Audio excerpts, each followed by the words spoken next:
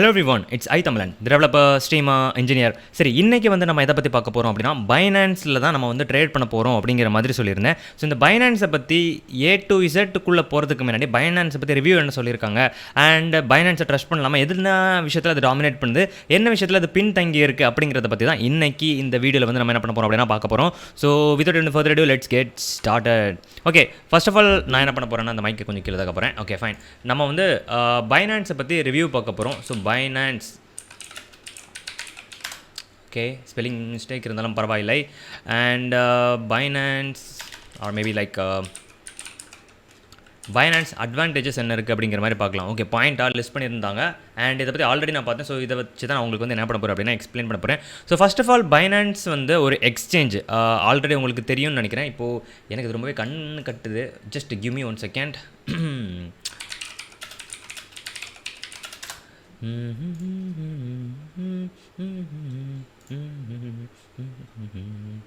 Okay, adding to Firefox. Okay, got it. 3, 2, 1 on. Okay fine. சரி, இப்போ நீங்கள் பார்த்துட்டு இருந்தீங்க அப்படின்னா பைனான்ஸை பற்றி ரிவ்யூ போட்டிருக்காங்க. நம்ம இந்த இதெல்லாம் வள கொலகலான்னு எதுவுமே ரீட் பண்ண போகிறதில்ல. மெயினாக நமக்கு தேவையான விஷயங்களை மட்டும் என்ன பண்ண போகிறோம் அப்படின்னா பார்க்க போகிறோம். So first of all advantages of பைனான்ஸில் ஃபஸ்ட் என்ன இருக்குது அப்படின்னா, huge list of alt coins, அதாவது பிட்காயின் தவிர மற்ற காயின்ஸ் எல்லாத்தையும் என்ன பண்ணுவாங்க அப்படின்னு சொல்லி பார்த்தீங்கன்னா ஆல்ட் காயின்ஸ் அப்படிங்கிற மாதிரி சொல்லுவாங்க. ஸோ இதில் நிறைய லிஸ்ட் ஆஃப் அல்ட் காயின்ஸ் இருக்குது அப்படிங்கிற மாதிரி சொல்லியிருக்காங்க. அண்ட் குறிப்பாக சொல்லணும் அப்படின்னா 1889 இந்த பிளாகை எழுதும்போது 1889 இண்டிவிஜுவல் கரன்சிஸ் இருந்ததாகவும், அதுலேயும் புதுசாக டெய்லி அப்பப்போ காயின்ஸ் வரும்போது அவங்க என்ன பண்ணிட்டு இருந்தாங்க அப்படின்னா ஆட் பண்ணிட்டு இருந்ததாகவும் இங்கே என்ன பண்ணியிருக்காங்க அப்படின்னா கிளியராக போட்டிருக்காங்க. Sir there are more than 100 different cryptocurrencies available in that Binance blah blah blah. ஈத்தேரியம்லாம் கேள்விப்பட்டிருப்பீங்க, ஈத்தேரியம், லைட்காயின்லாம் கேள்விப்பட்டிருப்பீங்க. So that's basically it. அதுக்கப்புறம் லோ ஃபீஸ்ன்னு சொல்லியிருக்காங்க. ஸோ லோ ஃபீஸ்ன்னு சொல்லும்போது என்ன ஒரு விஷயம் அப்படின்னு சொல்லி பார்த்தீங்கன்னா, நார்மலாக நம்ம கிரிப்டோ கரன்சி ட்ரேட் பண்ணுறோம்ல, ட்ரேட் பண்ணும்போது அந்த ட்ரேடர் ஃபீஸ்ன்னு சொல்லிட்டு ஏதோ டேக்கர் ஃபீஸ் என்னெல்லாமோ ஒரு ஃபீஸ் வரும். ஸோ அந்த மாதிரி ஃபீஸ் எல்லாத்துலேயும் இவங்க என்ன சொல்லியிருக்காங்க அப்படின்னா ரொம்பவே கம்மியாக தான் ஃபீஸ் வாங்குறாங்க. 0.1%. 0.1%னா 100% அர்த்தம் கிடையாது, 1000% அப்படின்னா என்ன அர்த்தம் அப்படின்னா, நீங்கள் ஒரு ஈத்தேரியம் ட்ரேட் பண்ணுறீங்கன்னா ஒரு ஈத்தேரியமோட ப்ரைஸ் இப்போ 18,000 சில்லற ரூபா இருக்குது, புரியுதுக்கா? ஸோ 18,000 சில்லற ரூபாவை நீங்கள் ட்ரேட் பண்ணுறீங்கன்னா உங்களோட ட்ரேடிங் சார்ஜ் எவ்வளோ ரூபாவாக இருக்கும் அப்படின்னு சொல்லி பார்த்தீங்கன்னா வெறும் 18 ரூபா தான் இருக்கும் அப்படிங்கிற மாதிரி சொல்கிறாங்க. ஸோ அது ரொம்பவே கம்மியாக தான் இருக்குது. ஏன்னா 18,000 ரூபா நீங்கள் ட்ரேட் பண்ணுறீங்க, 18 ரூபா தான் உங்களுக்கு சார்ஜ் எடுக்கிறாங்க அப்படின்னு சொல்லும்போது ரொம்பவே ஓகே ஃபைன், குட் இல்லை அப்படிங்கிற மாதிரி தான் தோணுது. ஸோ அது ஒரு விஷயம். அதுக்கப்புறம் ப்ரைஸஸ்னு ஒன்று கொண்டு வந்திருக்காங்க. ப்ரைஸஸ் செக்ஷனில் அவங்க என்ன சொல்ல வராங்க அப்படின்னு சொல்லி பார்த்தீங்கன்னா, சில டைம் புதுசாக கரன்சி இன்ட்ரடியூஸ் பண்ணாலோ இந்த மாதிரி ஒரு கான்டெஸ்ட் மாதிரி நடத்தி ப்ரைஸ்லாம் கொடுப்பாங்களாம். ஸோ இதுக்கு முன்னாடி வேவ்ஸ், ஆண்ட்ரோலோஜி அப்படிங்கிற மாதிரி இதெல்லாம் கொடுத்துருக்காங்க. அதுக்கப்புறம் ஒரு காரும் கொடுத்துருக்காங்க, அது மசாராட்டியா ஏதோ ஒரு காரும் கொடுத்துருக்காங்க அப்படிங்கிற மாதிரி சொல்லியிருக்காங்க. So that's one thing. அதுக்கப்புறம் ஐகோ லான்ச் பேட்னு சொல்லி ஒன்று போட்டிருக்காங்க. அந்த ஐகோ லான்ச் பேட்னா என்னன்னு எனக்கு இப்போதைக்கு தெரியாது. பட் அவங்க அதில் என்ன சொல்லி வந்திருக்காங்க அப்படின்னா, புதுசாக ஏதாவது ஒவ்வொரு கரன்சி வரும்போதும் இந்த அந்த ஐகோ முடிச்சதுக்கப்புறம் அவங்க இதில் லிஸ்ட் பண்ணிடுவாங்களா புதுசாக ஏதாவது ஒரு கரன்சி வந்துச்சுன்னா. அண்ட் அதுலேயும் முக்கியமான விஷயம் என்ன அப்படின்னா, அவங்க எல்லா கரன்சிஸையும் அவங்க லிஸ்ட் பண்ண மாட்டாங்களாம். அதாவது பழைய கரன்சியாக இருந்துச்சுனாலும் அந்த கரன்சி ப்ரூவ் பண்ணணுமா, நான் ஸ்டேபிளாக தான் இருக்கேன் அப்படிங்கிற மாதிரி ப்ரூவ் பண்ணால் மட்டும்தான் என்ன பண்ணுறாங்க அப்படின்னா அந்த பைனான்ஸில் ட்ரேடிங் லிஸ்ட்டில் அதை ஆட் பண்ணியிருக்காங்க. இல்லைனா அவங்க என்ன பண்ணியிருக்காங்க அப்படின்னா அதை ரிமூவ் பண்ணிடுவாங்க அப்படிங்கிற மாதிரி சொல்லியிருக்காங்க. ஸோ பிட்காயின் ஒரு நாள் மொத்தமாக கிராஷ் ஆயிடுச்சுன்னு வச்சுக்கோங்களேன், அதிலிருந்து ரிமூவ் பண்ணிடுவாங்க. ஸோ அதாவது மக்களோட அதுக்கு பேர் எதை சொல்லுவாங்களே, மக்களோட சாட்டிஸ்ஃபேக்ஷன், கஸ்டமர் சாட்டிஸ்ஃபேக்ஷன் தான் உங்களுக்கு ரொம்பவே முக்கியம். அந்த மாதிரி கிட்டத்தட்ட எதோ சொல்கிறாங்க. பட் இருந்தாலும் இப்படி இந்த மெத்தட் இல்லை அப்படின்னா, இந்த மாதிரி மெக்கானிசம்ஸ் அவங்க ஃபாலோ பண்ணலை அப்படின்னா கண்டிப்பாக யாரும் என்ன பண்ண மாட்டாங்க அப்படின்னா அதில் ட்ரேட் பண்ண மாட்டாங்க. ஸோ அந்ததுனால அவங்க இதை பண்ணுறதா இருக்கலாம். So that's one thing. அதுக்கப்புறம் செக்யூரிட்டின்னு சொல்லும்போது கிட்டத்தட்ட பைனான்ஸ் நானே பார்த்துருக்கேன், செக்யூரிட்டி இல்லை, 2 ஃபேக்டர் அத்தன்டிகேஷனில் பார்த்துருக்கேன். 2 ஃபேக்டர் அத்தன்டிகேஷன் முக்கியமான விஷயம் என்ன தெரியுமா, நீங்கள் OTP மொபைல் வர மாதிரி தயவு செஞ்சு பண்ணாதீங்க. ஏன் சொல்கிறேன் அப்படின்னா, இப்போது உங்களோட ஃபோன் இருக்குல்ல, உங்களோட ஃபோனை ஈஸியாக ஹேக் பண்ணலாம்.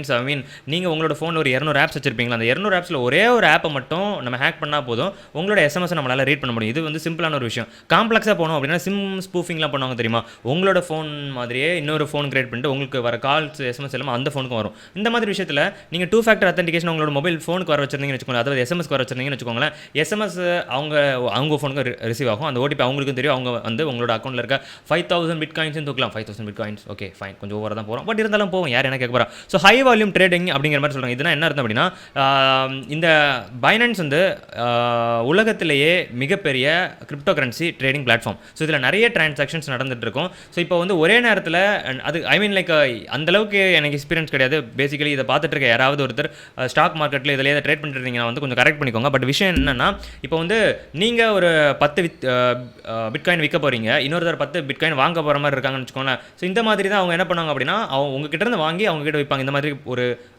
இந்த மாதிரி ஒரு நடுவிலிருந்து ஒரு பிளாட்ஃபார்ம் மாதிரி ஆக்ட் பண்ணுறது தான் இந்த பைனான்ஸோட வேலை. ஸோ அவங்க வந்து அதில் டிரான்சாக்ஷன் ஃபீஸ் எடுப்பாங்க. ஸோ அப்போ அவங்களுக்கு கொஞ்சம் ப்ராஃபிட் கிடைக்கும். ஸோ ஒரு நேரத்தில் நிறைய டிரான்சாக்ஷன்ஸ் நடக்கும். அவங்க சைடிலும் காசு பார்த்தாலும் அவங்க என்ன சொல்ல வராங்க அப்படின்னு சொல்லி பார்த்தீங்கன்னா, ஒரே நேரத்தில் நிறைய டிரான்சாக்ஷன் நடக்கிறதுனால என்ன அட்வான்டேஜ் அப்படின்னு சொல்லி பார்த்தீங்கன்னா, நமக்கு நிறைய சான்சஸ் கிடைக்கும். ஃபார் எக்ஸாம்பிள் சொல்ல போனால், இப்போ நீங்கள் ஒரு 10 பிட்காயின் வச்சிருக்கீங்க. நீங்கள் என்ன சொல்லுவீங்க அப்படின்னா, என்கிட்ட 10 பிட்காயின் இருக்குது, ஒரு பிட்காயினோட பிரைஸ் வந்து நான் 5 லட்சம் ரூபா நிற்கிறேன், யாரில் வாங்க ரெடியாக இருக்கீங்க அப்படிங்கிறத நீங்கள் ஒரு கியூ போட்டிருப்பீங்க. ஸோ அதை வாங்குறதுக்கு என்ன பண்ணியிருப்பாங்க அப்படின்னா, சிலர் அது ரொம்பவே காசு அதிகம்னு சொல்லியிருப்பாங்க, சிலர் ரொம்பவே காசு கம்மி நினைப்பாங்க. ஸோ இந்த மாதிரி அதில் ஆப்ஷன்ஸ் நிறைய இருக்கும். ஸோ வந்து அதிகமாக ட்ரேடிங் நடக்கிறதுனால அதிகமாக நம்மளுக்கு வந்து என்ன கிடைக்கும் அப்படின்னா, நம்மளோட ஈஸியாக நம்மளோட டிரான்சாக்ஷன் ஸ்பீடாக முடிகிறதுக்கும் பாசிபிலிட்டி இருக்கும் அப்படிங்கிற விஷயத்தை புரிஞ்சுக்கோங்க. அண்ட் இங்கே முக்கியமாக அவங்க ஸ்டாட்ஸ் ஒன்று கொடுத்தாங்கன்னு நினைக்கிறேன். 1.4 மில்லியன் டிரான்சாக்ஷன்ஸ் பெர் செகண்ட். அதாவது பைனான்ஸில் ஒரு செகண்டுக்கு 1.4 மில்லியன் டிரான்சாக்ஷன்ஸ் பெர் செகண்ட் நடத்த முடியும்னு சொல்லியிருக்காங்க. இது வந்து இந்த பிளாக் எழுதும்போது, இந்த பிளாக் எப்போ எழுதுனாங்கன்னு சொல்லிட்டு எனக்கு கிளியராக தெரியல. பட் இருந்தாலும் 1.4 மில்லியன்னா என்னன்னா, 1 மில்லியன்னா 10 லட்சம், 1.4 மில்லியன் அப்படின்னா 100 ஐ மீன் லைக் கிட்டத்தட்ட சொல்ல போனால் 14 லட்சம் அப்படிங்கிற விஷயத்தை புரிஞ்சுக்கோங்க. 14 லட்சம் டிரான்சாக்ஷன்ஸ் வந்து ஒரே நேரத்தில் நடக்கலாமா. ஸோ நம்மளுக்கு நிறைய ஆப்பர்ச்சுனிட்டிஸ் இருக்குது. ஸோ அட்வான்டேஜஸ் இருந்துச்சுன்னா கண்டிப்பாக என்ன இருக்கும் அப்படின்னு சொல்லி பார்த்தீங்கன்னா, டிஸ்அட்வான்டேஜஸும் இருக்கும். ஸோ டிஸ்அட்வான்டேஜஸ் என்னலாம் அப்படின்னு சொல்லி பார்த்தீங்கன்னா, கஸ்டமர் சப்போர்ட் இருக்குல்ல, அவங்களுக்கு ஒரு லைவ் கஸ்டமர் சப்போர்ட் இருக்குது அப்படிங்கிற மாதிரி சொல்கிறாங்க. கிட்டத்தட்ட எல்லா இடத்துலையும் இப்போ லைவ் கஸ்டமர் சப்போர்ட் இருக்குது. அது டாடா ஸ்கையாக இருந்தாலும் சரி, அமேசானாக இருந்தாலும் சரி, ஃப்ளிப்கார்ட்டாக இருந்தாலும் சரி, நம்ம என்ன பண்ணலாம், டெக்ஸ்ட் வழியாக ஒரு சேட் ப்ரோக்ராம் வழியாக நம்ம எல்லாம் என்ன பண்ண முடியும் அப்படின்னா, அந்த கஸ்டமர் கேர் சர்வீஸ் வந்து காண்டாக்ட் பண்ண முடியும். ஸோ சிலர் என்ன பண்ணியிருக்காங்களா அப்படின்னு சொல்லி பார்த்தீங்கன்னா, கொஞ்சம் ஸ்லோவாக இருக்குது அப்படிங்கிற மாதிரி கம்ப்ளைண்ட் பண்ணியிருக்காங்க. அதில் கஸ்டமர் சர்வீஸ் வந்து கொஞ்சம் ஸ்லோவாக ஆக்ட் பண்ணுறாங்க அப்படின்னா, அப்போ யோசிச்சு பாருங்கள், ஸ்லோன்னு சொல்லும்போது ஒரு நேரத்தில் ஒரே செகண்டில் வந்து 1.4 மில்லியன், அதாவது 14 லட்சம் டிரான்சாக்ஷன்ஸ் ஒரே செகண்டில் நடக்கலாமா. இந்த ஒரே 14 லட்சம் கஸ்டமர் சர்வீஸ் ஏஜென்சி நம்மளால் என்ன பண்ண முடியாது அப்படின்னா, ஐ மீன் லைக் அவங்கள வேலைக்கு வைக்க முடியாது, 14 லட்சம் பேரை வேலைக்கு வைக்க முடியாது. ஸோ அவங்க லிமிட்டடாக ஒரு 100 பேர் 200 பேர் மேபி 1000 பேர் வச்சிருக்கலாம். ஸோ என்ன பண்ணியிருப்பாங்க அப்படின்னா, சப்போர்ட் டிக்கெட் அப்படிங்கிற கொஞ்சம் ப்ரொசீஜர்ஸ் இருக்கும். ஸோ அதனால் அந்த ப்ராசஸ் கொஞ்சம் ஸ்லோவாக இருக்கலாம் அப்படிங்கிற விஷயத்தை புரிஞ்சுக்கோங்க. இது எப்பவுமே நம்ம அவங்க மேலேயும் ப்ளேம் பண்ண முடியாது அப்படிங்கிற விஷயத்தை புரிஞ்சுக்கோங்க. அது ஃபர்ஸ்ட் விஷயம். அதுக்கப்புறம் no fiat deposits or withdrawal, இதுதான் உள்ளதில் பிரச்சனை. அதாவது இப்போ அந்த பைனான்ஸ் இருக்குல்ல, பைனான்ஸ்லேருந்து உங்களால் வித்ட்ரா பண்ணவும் முடியாது, அதில் காசு ஆட் பண்ண முடியாது. நீங்கள் காயின் பேஸ் மாதிரி ஏதாவது ஒரு அதுக்கப்புறம் என்ன சொல்லுவாங்களே, இந்த வேலட் இருக்குல்ல, இந்த மாதிரி பிளாட்ஃபார்ம்ஸ் ஃபஸ்ட்டு காசு அப்லோட் ஐ மீன் லைக் டெபாசிட் பண்ணிவிட்டு அங்கேருந்து நீங்கள் ட்ரான்ஸ்ஃபர் பண்ணிவிட்டு அதுக்கப்புறம் நீங்கள் இங்கேருந்து காசு எடுக்கணும்னு ட்ரை பண்ணும்போது இங்கேருந்து திருப்பி காயின் பேஸ் பண்ணிவிட்டு காயின் பேஸ்லேருந்து தான் நீங்கள் எடுப்பீங்க. ஸோ அந்த ஒரு லிமிடேஷன் இருக்குது அப்படிங்கிற மாதிரி போட்டுருக்காங்க. இதில் நிறைய பிரச்சனைகள் இருக்கும். ஏன் அப்படின்னு சொல்லிட்டு பார்த்தீங்கன்னா, ஸோ இவங்க ஆக்சுவலாக வந்து நிறைய கண்ட்ரிஸ் மொத்தம் 192 இல்லை 200 கண்ட்ரிஸ்க்கு மேலே தாண்டி பேசல. ஒவ்வொரு கண்ட்ரிலையும் ஒவ்வொரு மாதிரி ரூல்ஸ் அண்ட் ரெகுலேஷன்ஸ் போட்டுருப்பாங்க.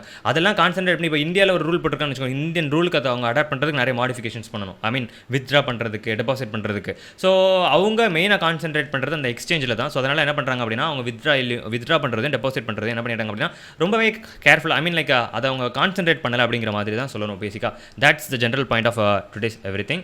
சரி, ரவுண்ட் ஆஃப் பண்ணி பார்க்கும்போது கிட்டத்தட்ட நிறைய அட்வான்டேஜஸ் இருக்குது. டிஸ்அட்வான்டேஜஸ் செக்ஷனில் வந்து எந்த இடத்துலையுமே கஸ்டமர் சர்வீஸ் அப்படிங்கிற விஷயத்தில் வரும்போது நம்மளால் என்ன பண்ண முடியாது அப்படின்னா, ஒவ்வொரு கஸ்டமருக்கு ஒரு கஸ்டமர் சர்வீஸ் ஏஜென்ட்னு சொல்லி நம்மளால் என்ன பண்ண முடியாது, அலோகேட் பண்ண முடியாது. அதை ஃபஸ்ட் நம்ம எல்லாரும் புரிஞ்சுக்கணும். அதுக்கப்புறம் நோ ஃபியட் டெபாசிட்ஸ்லேயே நம்மளுக்கு புரிஞ்ச விஷயம் என்ன அப்படின்னா, நிறைய கண்ட்ரிஸ் இருக்குது, எல்லா கண்ட்ரிஸ்லையும் ரூல்ஸ்லாம் வித்தியாசமாக இருக்கும். ஸோ அதனால் வந்து இதுவும் நம்ம ரீசனபிளாக அக்செப்ட் பண்ணலாம் அப்படிங்கிற மாதிரி சொல்லலாம். ஸோ என்னை பொறுத்த வரைக்கும் பைனான்ஸ் 90% குட் அப்படிங்கிற மாதிரி சொல்லுவேன். ஸோ பேசிக்கலி நான் பைனான்ஸில் ட்ரேட் பண்ணுறதுக்கு என்ன ப்ரிவென்ட் பண்ணுற மாதிரி இங்கே எந்த ஒரு விஷயமும் இல்லை அப்படிங்கிறது தான் அதில் நோட் பண்ண வேண்டிய விஷயம். So that's being set. சரி, நாளைக்கு நான் உங்களை இன்னொரு வீடியோவில் மீட் பண்ணுறேன். Until then bye from I.Tamizhan.